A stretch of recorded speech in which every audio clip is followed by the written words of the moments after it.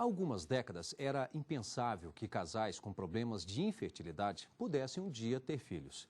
A descoberta de técnicas de reprodução humana trouxe soluções para essas pessoas e gerar uma criança após a morte de um dos pais tornou-se uma realidade. O direito de família também sofreu mudanças e, com base na legislação atual, é possível garantir o direito de herança ao filho que nascer depois que os genitores morrerem. Para responder a esse e outros questionamentos, Fernando Neri, mestre em Direito Civil, fez um estudo sobre o tema. O consentimento informado dos pais e o princípio da igualdade entre os filhos na reprodução póstuma. Dissertação de mestrado apresentada na Pontifícia Universidade Católica de São Paulo para obtenção do título de mestre em Direito na área de concentração de Direito Civil. Autor, Fernando Neri. E estão aqui para debater o trabalho Natan Monsores, professor, doutor em Bioética e Saúde Pública, e Frederico Viegas, professor titular de Direito Privado da Universidade de Brasília, UNB. Agradeço a presença dos senhores, obrigado por aceitar o convite da TV X para participar do Academia de hoje e vamos conferir um resumo sobre esse trabalho. O objetivo da pesquisa foi o de verificar se o filho póstumo possui o direito a um tratamento igualitário. Para fundamentar o estudo, o autor recorreu, entre outras fontes, à história e filosofia. Também examinou a bioética, o biodireito, o direito de família e as decisões dos tribunais.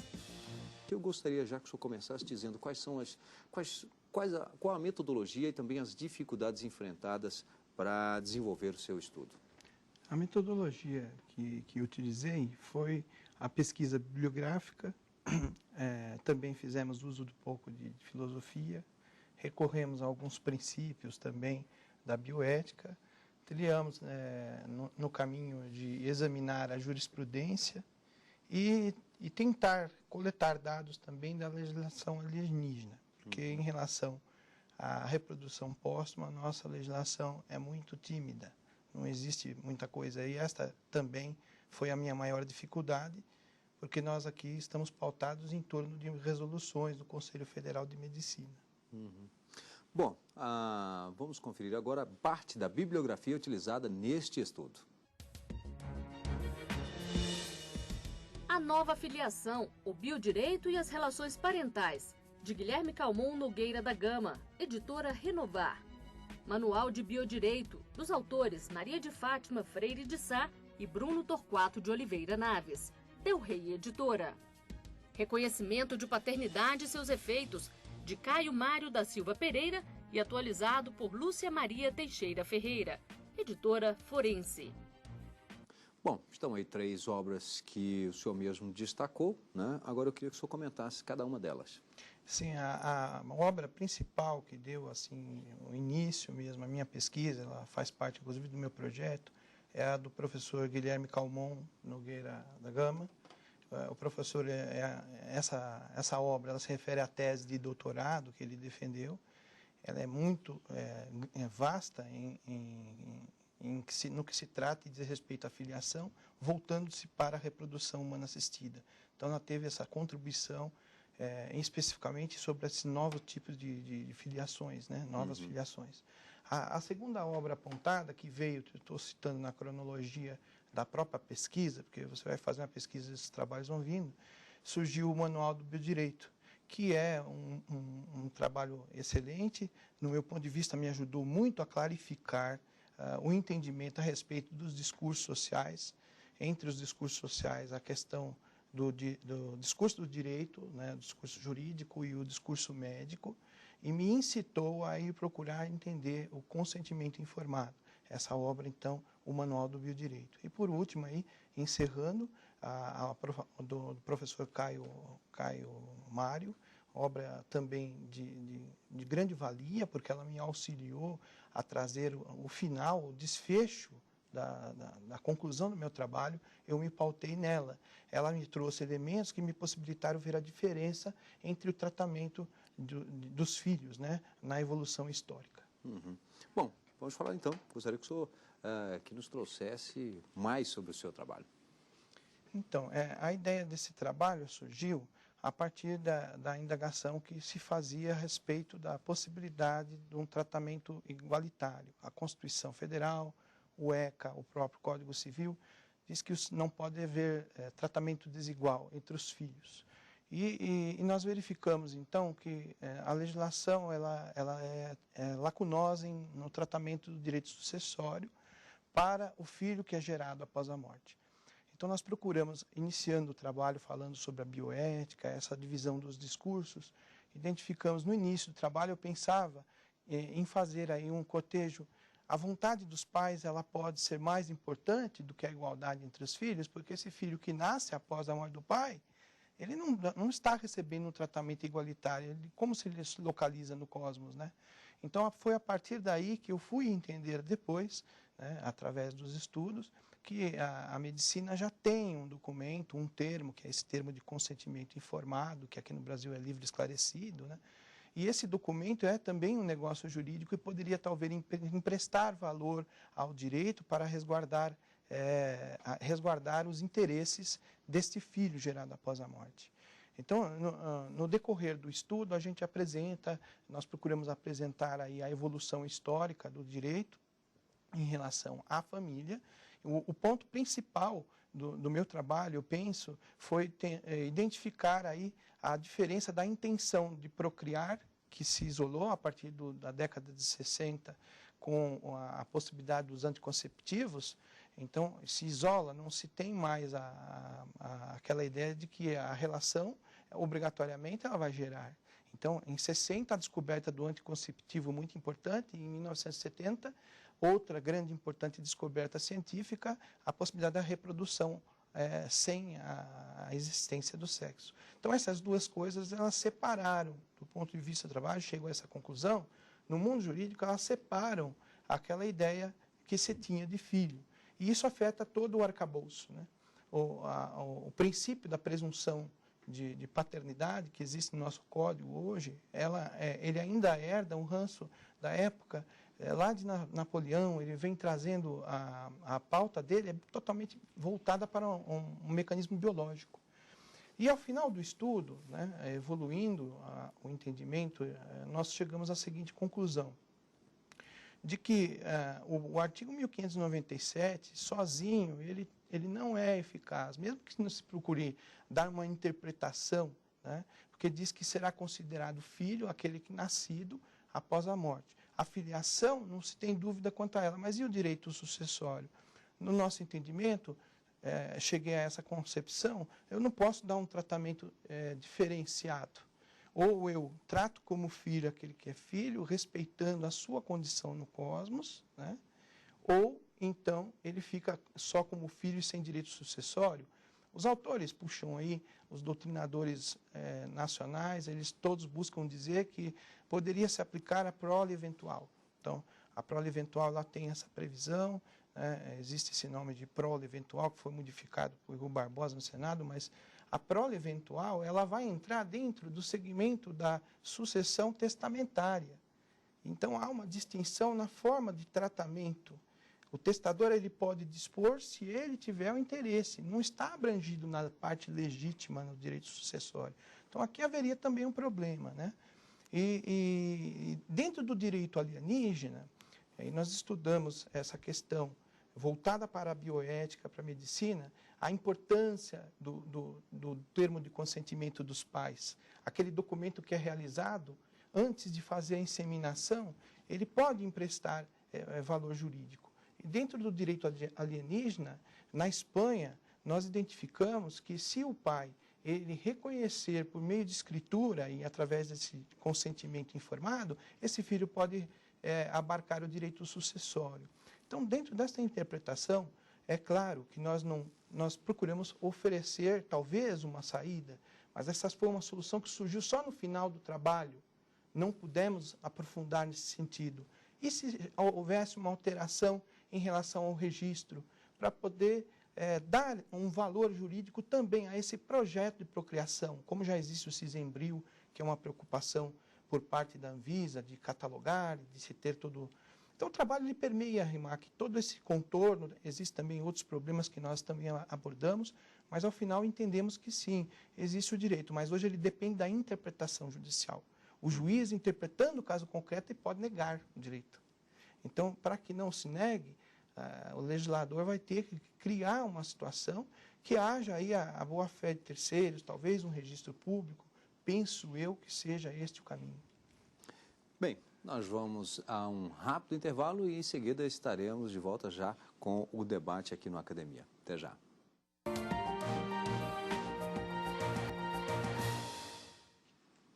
Estamos de volta com o Academia hoje, debatendo a dissertação de mestrado de Fernando Neri, o consentimento informado dos pais e o princípio da igualdade entre os filhos na reprodução póstuma. Bom, antes de iniciarmos aqui o nosso debate, vamos conhecer algumas teses e dissertações que estão disponíveis no mercado editorial. Ativismo judicial e políticas públicas. Autor Marco Aurélio Romagnoli Tavares. Editora SAF. Adoção nas relações homoparentais. Autor Aimberi Francisco Torres. Editora Atlas. Margens do direito. A nova fundamentação do direito das minorias. Autor Fernando de Brito Alves. Núria Fabes, editora. Bem, vamos então começar o nosso debate. Eu gostaria de já contar com a participação do professor Natan Monsor, está aí voltado à bioética, um assunto que está bem entrelaçado, né? Tá certo, eu agradeço, né, pelo convite de estar aqui com vocês. Bem, esse é um tema árido, é um tema difícil, a gente sabe que a ciência avança e a nossa legislação não consegue acompanhar. A nossa moralidade tem que avançar também para dar conta dessas novidades que as biotecnologias nos apresentam. Isso é um problema muito sério, é um problema que a gente vai enfrentar no Brasil. Diversas nações têm enfrentado, como foi mostrado no próprio trabalho, com uma revisão da legislação internacional também. Mas a gente tem que começar a pensar essas questões de um modo muito pontual aqui no Brasil. Eu não sei se a solução, de fato, seria estabelecer leis, porque a gente sabe que essas técnicas, o tempo inteiro, elas mudam, novidades aparecem. Então, a gente estabelecer legislação que preceda o avanço da ciência é algo muito complicado. Então, talvez estabelecer uma comissão nacional aos moldes do que existe, por exemplo, na França, na Itália, uma comissão nacional de bioética e biodireito, talvez, para discutir, antecipar um pouco desses temas e passar informações para os nossos legisladores, nosso poder judiciário também poder tomar suas decisões. Mas eu não vou me alongar muito, eu queria fazer uma pergunta, tendo em vista aqui o ordenamento jurídico brasileiro. Se houver um pleito, por exemplo, a respeito desses gametas armazenados em bancos, a gente sabe que tem que haver um consentimento prévio.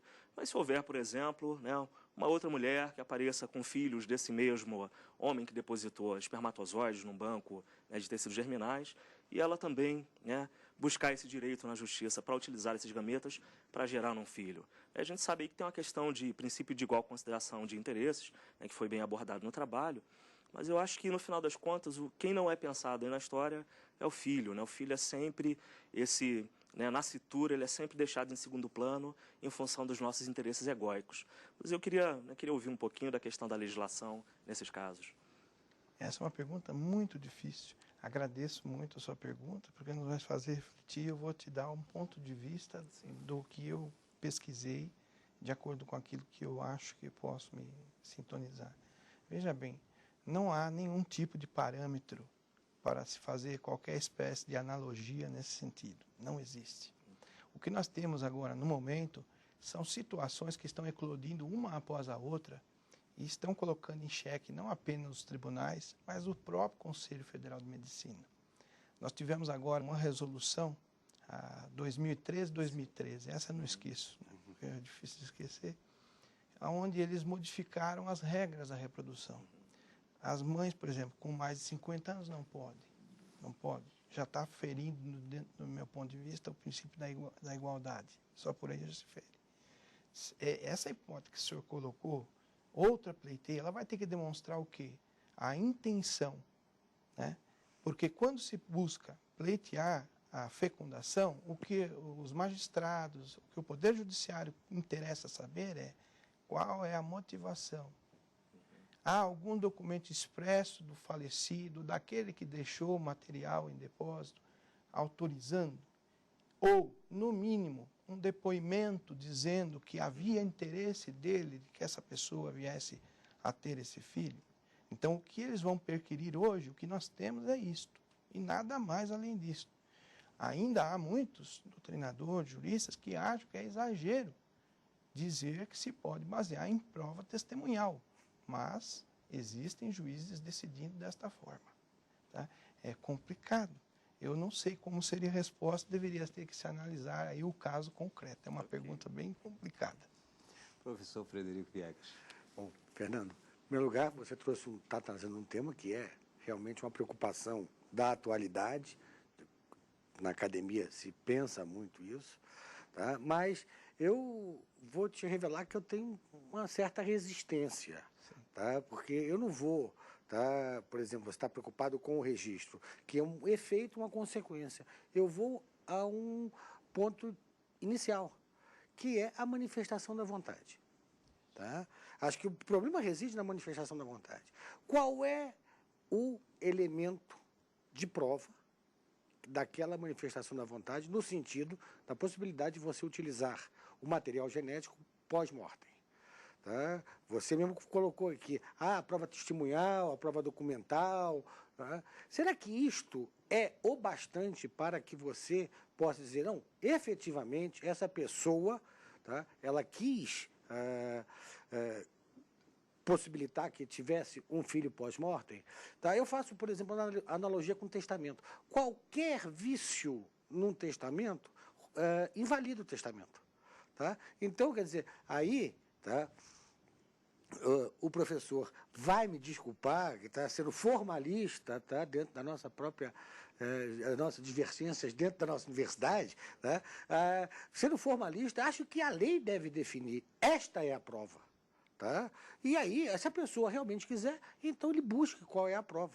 Tá? Porque a consequência, o que vai fazer, se ele vai herdar, se ele não vai herdar, se ele só vai ter direito ao nome ou à filiação, isso é uma coisa que, no meu ponto de vista, só menos. Porque ou você protege a infância, ou você protege o patrimônio. E acho que nós estamos aqui para proteger a pessoa e não o patrimônio. O patrimônio é a consequência, é o direito ao nome, direito à família, direito à formação e até mesmo porque eu posso querer gerar um filho sem ter patrimônio nenhum. Tá? A consequência não é hereditária no sentido patrimonial, a consequência pode ser hereditária em relação a valores, a inserção social, que são valores muito superiores ao que a gente pode ter, tá, numa mera formalidade patrimonial.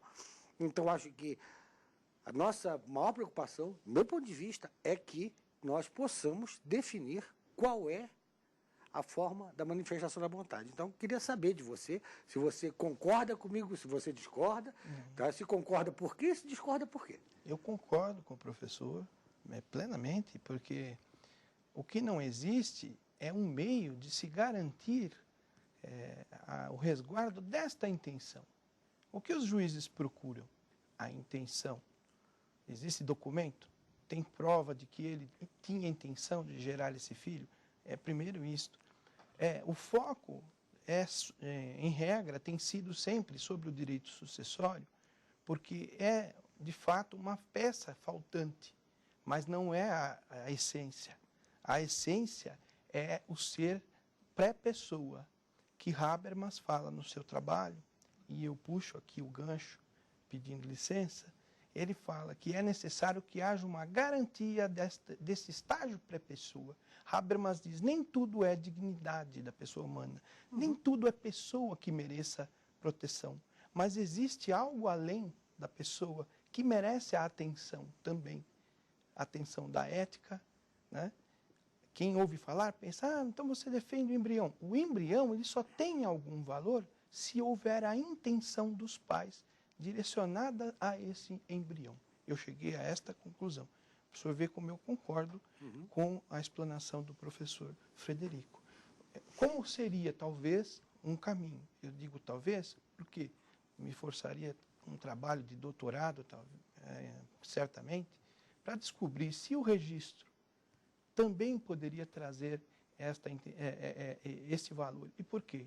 Porque ele afeta o lado patrimonial, ele protege a terceiros, mas principalmente ele dá origem para a própria pessoa. E aquele indivíduo, quando ele começa a crescer, a primeira coisa que ele faz, de onde que eu vim? Ah, você é igual ao seu irmão. Não, eu nasci do laboratório. Eu não vi meu pai. Meu irmão viu meu pai, ele me conta como era, eu nunca sentei no colo dele. Quem sou eu? De onde eu vim? Se tiver um documento que comprove que o pai desejou aquele filho, como ocorre nas situações em que as pessoas vão fazer a doação e morrem por doença degenerativa. Eu li um caso que eu tive a oportunidade de estudar durante a pesquisa, que o juiz falava isso. Esse filho foi desejado, esse filho foi querido, esse filho, ele só não existirá se nós negarmos. Não tem como negar a existência desse filho. Então, do ponto de vista do nosso trabalho, o que eu entendi foi isso, a necessidade de se comprovar a intenção. Então, esse registro anterior seria para evitar diversos problemas, mas principalmente o resguardo da dignidade dessa pessoa após nascida. Bem, nós tivemos aqui a satisfação de conhecer hoje o trabalho do professor Fernando Nery. Parabéns, Fernando, é um tema que realmente é bastante interessante. Agradecer a presença aqui do professor Nathan Monsores e também do professor Frederico Viegas. Muito obrigado, professor, também pela presença. Lembro que você pode participar do programa Academia. Para isso é fácil, basta enviar a sua tese ou a sua dissertação por meio do endereço eletrônico academia@stf.jus.br. Também é possível rever este programa em nosso site www.tvjustiça.jus.br. Obrigado e até o próximo programa.